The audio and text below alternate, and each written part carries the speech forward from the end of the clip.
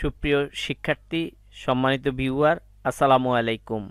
NS IT সলিউশনের নতুন ভিডিওতে আপনাদের সকলকে স্বাগত জানাচ্ছি। আজকের এই ভিডিওতে আমরা কথা বলবো নবম শ্রেণীর ষষ্ঠ সপ্তাহে প্রকাশিত বিজ্ঞান বিষয়ক অ্যাসাইনমেন্ট নিয়ে।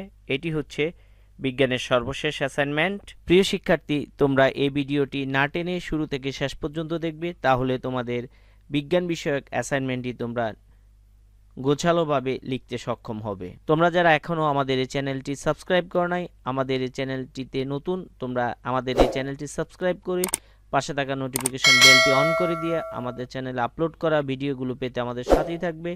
আর যারা ইতিমধ্যে আমাদের এই চ্যানেলটি সাবস্ক্রাইব করেছো, তোমাদেরকে অসংখ্য ধন্যবাদ। তোমরা ভিডিওটিতে লাইক, কমেন্টস এবং শেয়ারের মাধ্যমে অন্যদের কাছে ছড়িয়ে দিবে। এটি হচ্ছে নবম শ্রেণীর ষষ্ঠ সপ্তাহের বিজ্ঞান অ্যাসাইনমেন্ট। আমরা এখানে অধ্যায় ও বিষয়বস্তু শিরোনাম দেখছি। সপ্তম অধ্যায় অম্ল, ক্ষারক ও লবণের ব্যবহার। এখানে নির্ধারিত যে কাজটি দেওয়া আছে সেখানে দুটি সমীকরণ দেওয়া আছে। ক, অ্যাসিডের সংজ্ঞা দাও। খ, ভিনেগারকে দুর্বল অ্যাসিড বলা হয় কেন ব্যাখ্যা করো।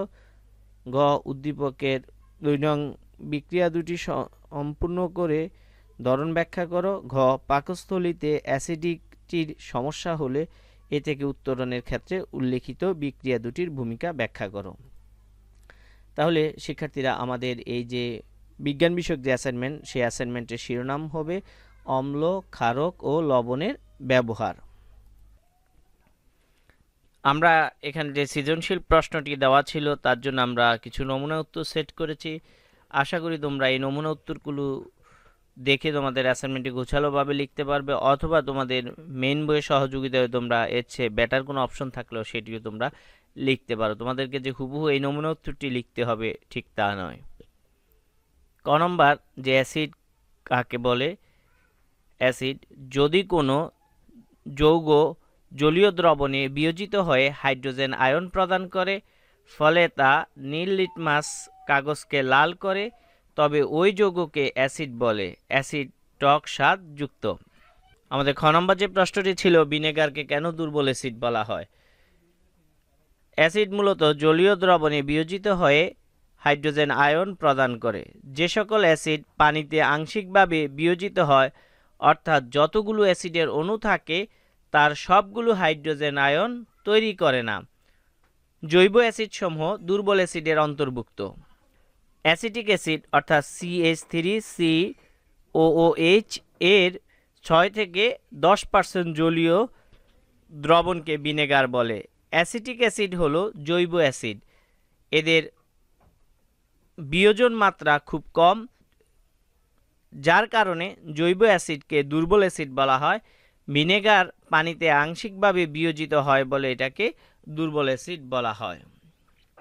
আমাদের গ নম্বরের যে কাজটি করতে বলা হয়েছে, যে উদ্দীপকের বিক্রিয়া দুটি সম্পূর্ণ করার জন্য আমরা এখানে দুটি বিক্রিয়া লিখেছি। যে এখানে হাইড্রোক্লোরিক অ্যাসিডের সাথে ম্যাগনেসিয়াম হাইড্রোক্সাইডের বিক্রিয়া দেখানো হয়েছে। তাহলে আমরা এখানে 2 দিয়েছি। হাইড্রোক্লোরিক অ্যাসিড অর্থাৎ ম্যাগনেসিয়াম হাইড্রোক্সাইড বিক্রিয়া করে এখানে উৎপন্ন করবে ম্যাগনেসিয়াম ক্লোরাইড ও পানি, অর্থাৎ 2 অণু পানি, 2 অণু হাইড্রোক্লোরিক অ্যাসিড, 2 অণু পানি উৎপন্ন করবে। এখানে 3 অণু হাইড্রোক্লোরিক অ্যাসিডের সাথে অ্যালুমিনিয়াম হাইড্রোক্সাইডের যে বিক্রিয়া সেটি আমরা এখানে সম্পূর্ণ করেছি। তাহলে উৎপন্ন হয়েছে অ্যালুমিনিয়াম ক্লোরাইড আর হচ্ছে 3 অণু পানি। উদ্দীপকে উল্লেখিত বিক্রিয়া দুটি প্রশমন বিক্রিয়া। এই বিক্রিয়ায় বিক্রিয়ক ও উৎপাদক থেকে দেখা যায় যে অ্যাসিড ও ক্ষারের বিক্রিয়া করে লবণ ও পানি উৎপন্ন করে।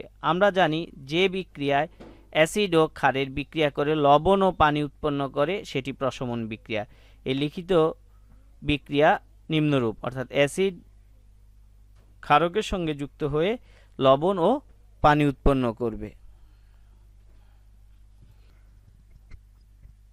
আমাদের এখানে ঘ নম্বর যে সৃজনশীল প্রশ্নটি ছিল সেখানে বলা হয়েছিল যে পাকস্থলীতে অ্যাসিডিটিক সমস্যা থেকে উত্তরণের ক্ষেত্রে উদ্দীপকে উল্লেখিত বিক্রিয়া দুটির ভূমিকা ব্যাখ্যা করার জন্য। তো আমরা এখানে প্রশ্নটি লিখেছি যে পাকস্থলীতে অ্যাসিডিটিক সমস্যা থেকে উত্তরণের ক্ষেত্রে উদ্দীপকে উল্লেখিত বিক্রিয়া দুটির ভূমিকা নিচে উল্লেখ করা হলো। উদ্দীপকে উল্লেখিত বিক্রিয়া দুটি নিম্নরূপ। আমরা এখানে দেখিয়েছি যে হাইড্রোক্লোরিক অ্যাসিডের সাথে ম্যাগনেসিয়াম হাইড্রোক্সাইড বিক্রিয়া করে ম্যাগনেসিয়াম ক্লোরাইড ও পানি উৎপন্ন করে। আর এই বিক্রিয়ার ক্ষেত্রে হাইড্রোক্লোরিক অ্যাসিড অ্যালুমিনিয়াম হাইড্রোক্সাইডের সাথে বিক্রিয়া করে অ্যালুমিনিয়াম ক্লোরাইড ও পানি উৎপন্ন করে। এখানে যে বিক্রিয়াগুলো দেখানো হয়েছে তা প্রশমন বিক্রিয়া। 1 নং বিক্রিয়ার ক্ষেত্রে হাইড্রোক্লোরিক অ্যাসিড ও ম্যাগনেসিয়াম হাইড্রোক্সাইড এবং এর বিক্রিয়া, এবং 2 নং বিক্রিয়ার ক্ষেত্রে হাইড্রোক্লোরিক অ্যাসিড ও অ্যালুমিনিয়াম হাইড্রোক্সাইডের বিক্রিয়া দেখানো হয়েছে। ম্যাগনেসিয়াম হাইড্রোক্সাইড বা অ্যালুমিনিয়াম হাইড্রোক্সাইড জলীয় দ্রবণে হাইড্রোক্সাইড আয়ন প্রদান করে এবং হাইড্রোক্লোরিক অ্যাসিড জলীয় দ্রবণে হাইড্রোজেন আয়ন প্রদান করে। হাইড্রোক্সাইড আয়ন অ্যাসিডের হাইড্রোজেন আয়নকে প্রশমিত করে পানি উৎপন্ন করে। এই বিক্রিয়ায় ম্যাগনেসিয়াম বা অ্যালুমিনিয়াম ক্লোরাইডের লবণও উৎপন্ন হয়। পাকস্থলীতে বিভিন্ন কারণে অ্যাসিডিটিক সমস্যা হলে পেট ব্যথা হয়। এই অ্যাসিডিটির মূল কারণ হাইড্রোক্লোরিক অ্যাসিড। তখন অ্যান্টাসিড জাতীয় ওষুধ খেলে ব্যথা কমে।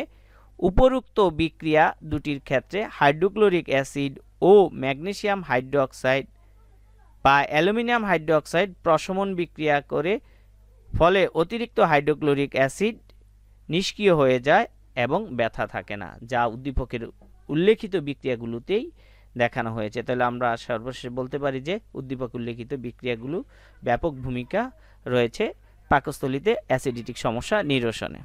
প্রিয় শিক্ষার্থী, তোমাদের সকলকে ধন্যবাদ। তোমরা এখনও যারা আমাদের এই চ্যানেলটিকে সাবস্ক্রাইব করো নাই, আমাদের এই চ্যানেলটি সাবস্ক্রাইব করে পাশে থাকা নোটিফিকেশন বেল আইকনটি অন করে দিয়ে আমাদের চ্যানেলে আপলোড করা ভিডিওগুলো সবার আগে পেতে আমাদের সাথে থাকবে।